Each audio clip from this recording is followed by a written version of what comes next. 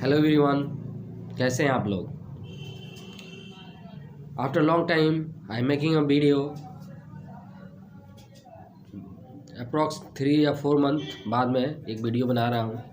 आज का जो टॉपिक है वो सर्वाइकल स्पोंडिलोसिस। चलिए तो शुरू करते हैं। सर्वाइकल स्पोंडिलोसिस एक सर्वाइकल रीजन की या कह सकते हैं नेक रीजन में सर्वाइकल स्पाइन में वेयर एंड टियर होती है डिस्क की या जॉइंट की। इसमें डिजेनरेटिव चेंजेस आते हैं जिसको हम ऑस्टियोआर्थराइटिस या नेक आर्थराइटिस भी कहते हैं।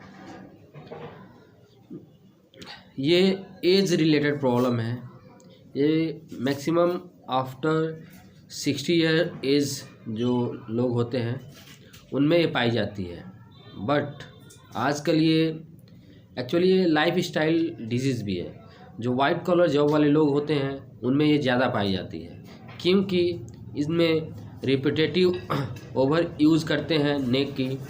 जो कंप्यूटर पे लगातार कंप्यूटर लैपटॉप या फ़ोन पे लगातार काम करते हैं या जिसके कारण सर्वाइकल स्पोंडिलोसिस होने का जो रिस्क है इनमें बढ़ जाता है।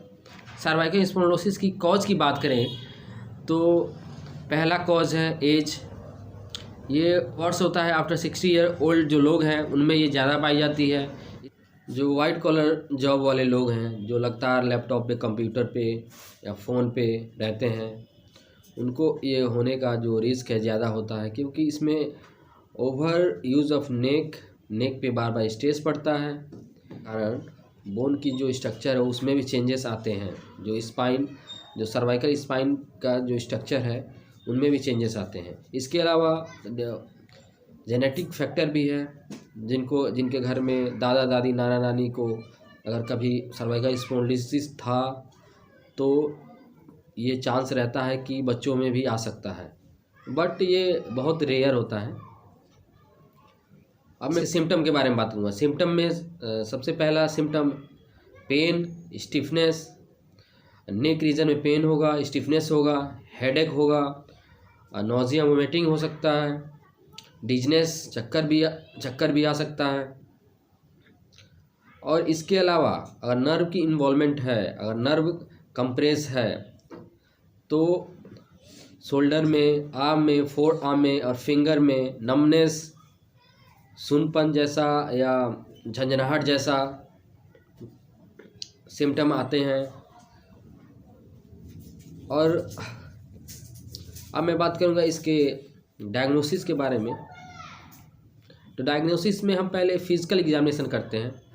फिजिकल एग्जामिनेशन में हम नेक की मसल्स की स्ट्रेंथनिंग देखते हैं और उसकी रोटेशन चेक करते हैं कि मसल्स स्पाज्म है तो कितना है, स्टिफनेस है, नेक रीजन में स्टिफनेस है तो कितना है।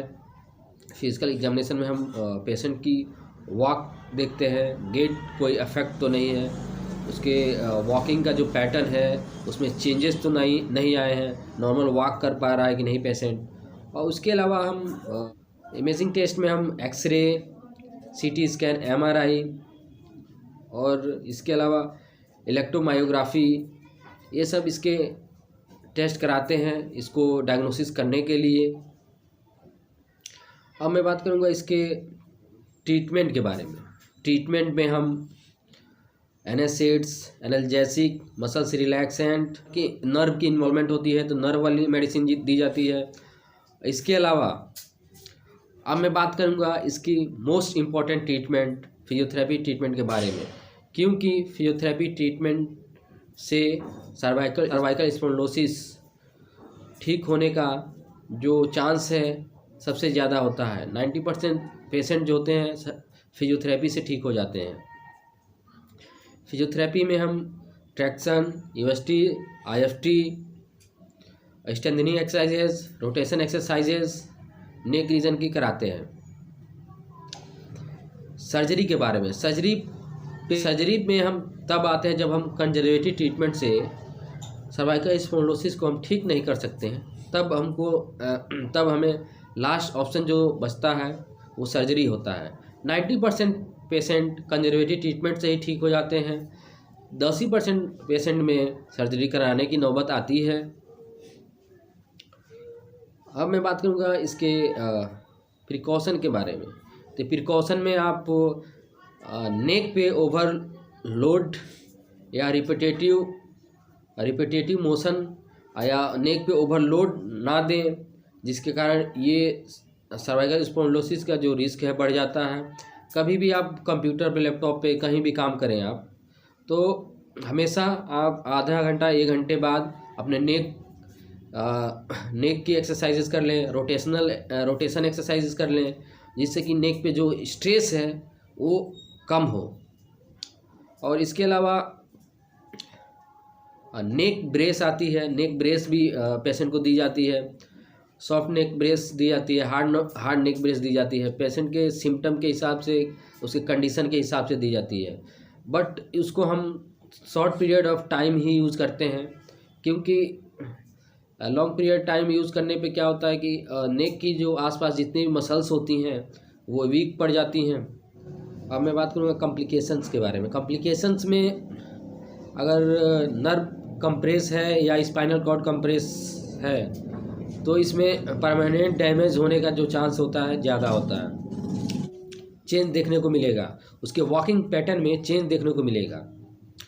सबसे अच्छा उपाय है कि आपको कोई भी सिम्टम ऐसा दिखे तो तुरंत आप डॉक्टर से मिलें और अपना ट्रीटमेंट शुरू करवाएं।